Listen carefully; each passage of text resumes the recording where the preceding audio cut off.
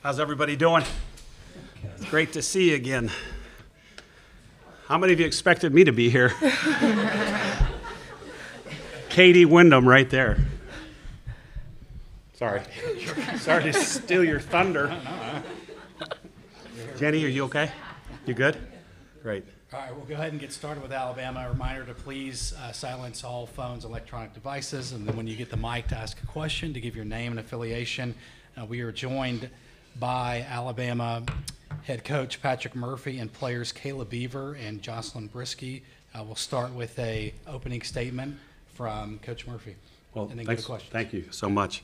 And thanks for being here. You know, the name of the game is fast pitch softball. Not fast run, not fast hit, not fast defense. And the reason we're here is because of these two young ladies, fast pitch. They're two pitchers. And they have done a tremendous job all year. And we always try to, we preach the defense and the pitching stays constant. If we can scratch a run, we're going to win. And they've basically done that all year. And both of them, they're brand new to the program. Miss Beaver is a grad student, a transfer from Central Arkansas, and Jocelyn is a freshman from Phoenix, Arizona. But they have done a tremendous job, and I'm so glad that they're up here with me. And you guys can get to know them. But this was it was a difficult year. And, you know, I said this to our parents at a banquet. It was the senior banquet in April. We played Tennessee that day. And before we played Tennessee, we had this senior brunch. And if you ask every parent in the world, what do you want for your kid?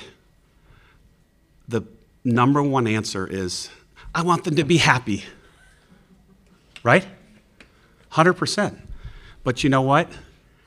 Not everybody's happy every single day. And you go through trials and tribulations. And that was our year. We went through the stuff. And now we see the light at the end of the tunnel, and that's Oklahoma City. And we persevered. We got through it. Nobody quit. It was one of the most enjoyable teams to coach because they didn't quit. And now we're here. And we're going to relish every second because there's no bad day at the College World Series. All right, we'll open up for questions. Okay, we've got a second row on the left here.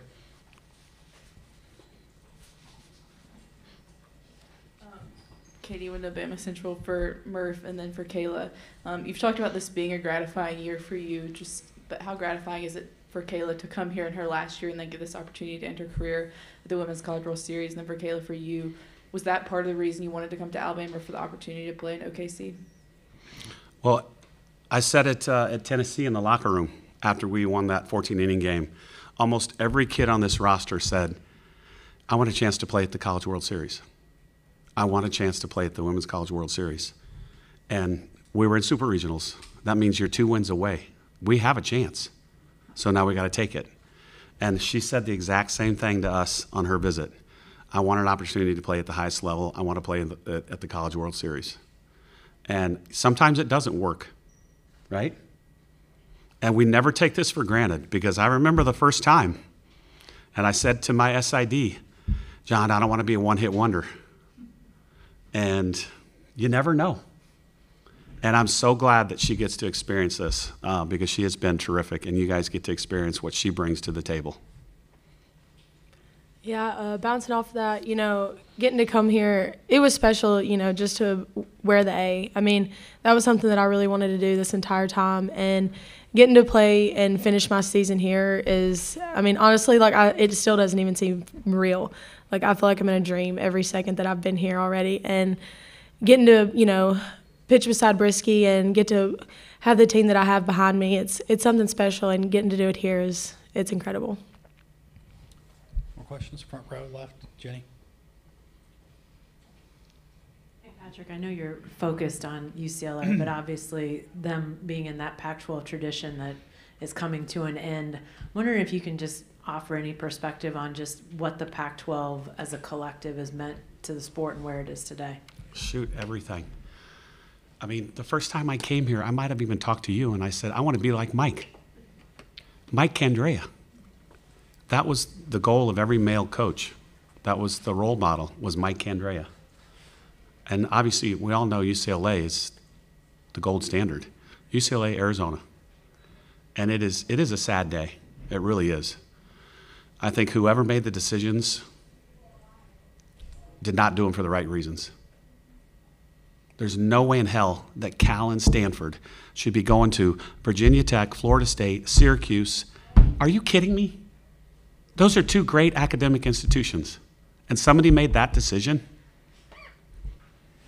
All of us in this room could have said, nah, that's not a good decision. So that's my opinion on that. But the Pac-12, that was what you played for. You know, we want to beat the Pac-12.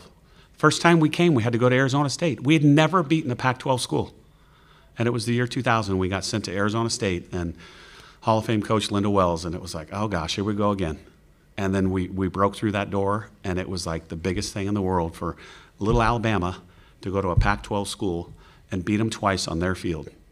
That was a huge deal. So it's a sad day to see that end, because honestly, they've been great in a ton of sports, but to me, softball, synonymous with the Pac-12, up and down. I mean, Arizona State, Washington, Cal. I mean, look how many national champions are in that league. A ton. And Stanford's here now. All right, we'll stay on the front row left with Joe. Patrick, on the flip side of that, do you see the SEC becoming that power if it's not already, especially with the additions of Oklahoma and Texas? Oh, you had to bring that up, didn't you? Jeez. I don't even want to think about it, because, you know, when the seeding came out, 1, 2, and then I think there was 8 SEC, right? So 10 of the 16 seeds were eventually going to be SEC. So it is going to be, I mean, it's going to be amazing to begin with. And again, I sat here and said, when A&M and Missouri joined, the two best sports at those two schools was softball. Missouri had been here 3 years in a row, and A&M had just played for the national championship. Not baseball, not basketball, not football. The best sport at those two schools was softball, and they both come in at the same time. I could make the case for softball, the same thing with OU and Texas. They're both here. They're 1 and 2. No other sports at their schools are 1 and 2. I think it's going to be tremendous. We already sell out. You know, when OU comes to us, and they're coming to us next year, everybody can come. You're all invited. It's in the middle of April, and it is going to be a premium game, just like when LSU comes to play football at Alabama or Auburn or OU or Texas. It'll be a premium game, and it'll be a big deal, because it should be. Unrelated, Mike White said in the last couple of days that this is a huge advantage for the World Series to be here for Oklahoma, and would like to see it be rotated as far as the site goes. I just wanted to get your thoughts on that. There's not a comparable space. You know, we don't have, you know, Dodger Stadium and Wrigley Field and Fenway Park. We have this place. And I don't see anybody else, you know, going to pony up now probably $60 million, $70 million to build a facility like this, a press room like this, locker rooms like we have, the fields behind where we practiced, the locker rooms. You're not going to do it overnight. It's going to take at least 3 or 4 years, right? I don't know. I feel like this is becoming Omaha. Creighton was good in baseball. Nebraska's really good this year in baseball. You know, if they go to the World Series, it adds another spice to the tournament. You know, and I think we're like, deal with it. Norman's, 29 miles away? 29 minutes? All right, we'll go third row left. Morgan Uber with the SEC Network. A question for Jocelyn and Kayla. For you guys, you know, to come off the Super Regional against Tennessee, a familiar foe, after going through just the gauntlet of what the SEC is all season long, how does that competition prepare you for this stage that you'll have ahead of you this week? You know, I think it prepares us for everything. You know, Tennessee was selected to be a national championship team, and they were a contender for it, and they were an amazing competition. And the SEC, you know, like Murph said, I mean, it's crazy. The competition is insane, and I think that we're more prepared than we could have been. And, you know, getting to play somebody familiar, I think it made it way more fun. And, you know, we did what we did, and now we're here to do it some more. And also, like, along with what happened at Super Regionals. I mean, the 14-inning game, like we've done it all. We've seen it all. We had 2 of those this year, and I just think this team is very well prepared for what's to come, and anything can happen. And we all believe in ourselves too. So I'm really excited. And can I add to that? We're the 9th place team in the SEC, and we're at the World Series. All right, we'll go front row, right. Tara Henry, Softball America. This is for Kayla and Jocelyn. Can you describe to us what it was like for the 2 of you to step on that field for the first time? Obviously something you probably have dreamt about since you were a young softballer. Murph, this is not for you. You've been here a few times. But for you, Kayla and Jocelyn, can you describe to us what that was like? It was so cool. Just walking across. I mean, we've obviously played at Rhodes, and we play in the SEC. You go to pretty hostile environments there, and I mean, Rhodes is a hostile environment itself, but it doesn't compare to this. But I'm just really excited to just soak it all in, and the adrenaline and everything, taking the mound and stuff. Like, I'm really excited for it. Yeah, for me, you know, the past 4 years, I was watching it from home, and getting to be a part of it, like, again, it doesn't feel real. Like, it feels like it still hasn't even hit me yet. And I don't know, the adrenaline, the environment, it's something so crazy to be a part of. And I'm just truly blessed that I get to be a part of it with this team. There's nobody else I would rather do it with. And I don't know, just going back to everything that we've done this year, I'm so proud that we're here and get to play in this environment. And again, being here is just, it's absolutely incredible. Murph, do you want to add or? No. Okay. Murph, for you, can you talk a little bit about the second half of the season, just utilizing a little bit more of small ball and how you seem to utilize that and use it to your advantage? Yeah, I think all of the assistants had to kind of like kick me in the butt and say, we need to do something, okay? Whatever we're doing is not working. And so we really started working on hit and run, slap and run, bunt and run, you know, delayed steal, all of it. And a little bit at a time. And I think the second game against Southeastern in regionals, where it's 1-1 in the ninth and we get a pinch hit home run for 2 runs, and then we pile on 3 more, I think that kind of started everybody took a deep breath and we can do this. And then the next day we scored 9 runs in the bottom of the first and had 10 hits in 1 inning. And it just kind of like everybody took a deep breath. And then we kind of, and obviously Tennessee has the best pitching staff probably in the country. And you're not going to score, 9 runs. But I think we put the ball in play well. We didn't strike out a lot, made them make plays, and that was the key. Because you put the ball in play, good things are going to happen. All right, we got second row on the left, Cliff. Yeah, Cliff Brown, Associated Press. I asked the other coaches this. I'll ask you. You're aware of the agreement with the NCAA and the conferences paving the way for schools to pay athletes directly. Softball's obviously grown. This development obviously could affect it. A big picture in the sport, do you worry that this change could divert funds from softball towards like paying football or basketball players? Or do you believe there's enough momentum in the sport and there's enough of a priority that it could be beneficial?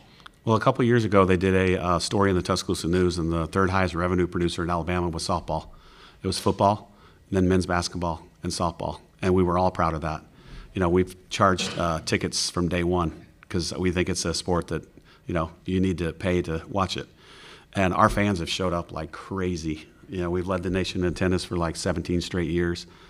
I really don't think so. And I think my boss, Greg Byrne, is great at what he does. And he is going to figure it out along with a lot of other really good ADs and make this work.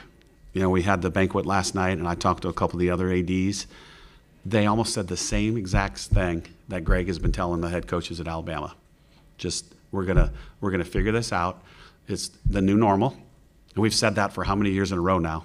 You guys are probably sick of that, but it's true.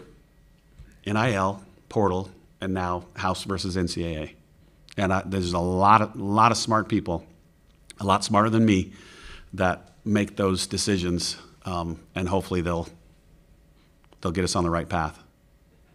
All right, we go front row left, Jenny. Patrick, just to piggyback on Tara's question about small ball, you don't see as much slapping in college softball anymore. I'm wondering what the challenge is when I can't imagine there are as many recruits that are slappers. Like, how do you develop that at a time when it's just not as prevalent as it used to be? I know, and the first time we went to the NCAA tournament. We were shut out, 1-0, 7-0. And I was recruiting in the summer, and I saw Mike Andrea, and he was like, "Hey, how'd it go? How'd it go?" And I said, "Well, we got shut out twice." And he says, "You know, in big-time softball, the pitching dominates. And every now and then, all you need is to put a ball on the ground, and something good might happen." And, you know, at the time, they had probably 4 or 5 slappers. And so the next year, I had 3 lefties in the lineup. We come to the World Series and win 66 games. So I think there's a balance between the two. And obviously our leadoff had a great super regional. She had a great regional. She's the fastest kid on the team. And I still believe, you know, when we had Alexis Mack, Kayla Bro, Brittany Rogers, you know, Jennifer Fenton, in the game of softball, if you can put a bunt where you want it, nobody throws you out. You could tell everybody in the crowd, "I'm bunting," and you're still safe. I've seen it. Alexis Mack could do it every single time. So there is, but you have to be fast. The defense is so much better. Yes, athletes all over the place, great athletes everywhere. But I still think that at Tennessee, we put the ball in play, you know, and they have really, really good pitching. So I think there is a spot for it still. Got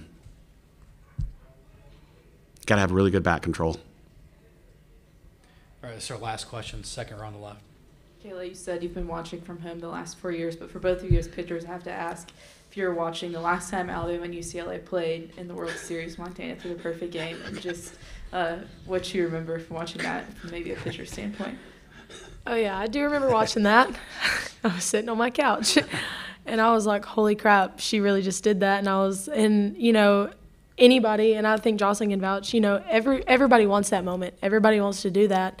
And, you know, coming in, that's a lot of shoes to fill. You know, she's incredible, and I knew that coming into it, and it was one of those things that I could let it, you know, run all over me and take over and, you know, try so much to be like her. And, you know, she's somebody that I look up to. She is. And I just knew that coming in, I had to be me, because if I tried to be somebody that I wasn't, then I wasn't going to be successful. And I think, you know, working alongside people like Jocelyn and Jayla and Alex and Ailey and Lauren, you know, this entire bullpen staff it's something special. We all have something different, and getting to come in and work with them has made me so much better. And so, you know, like I said, going back to that, you know, it's incredible, and I would love to do that.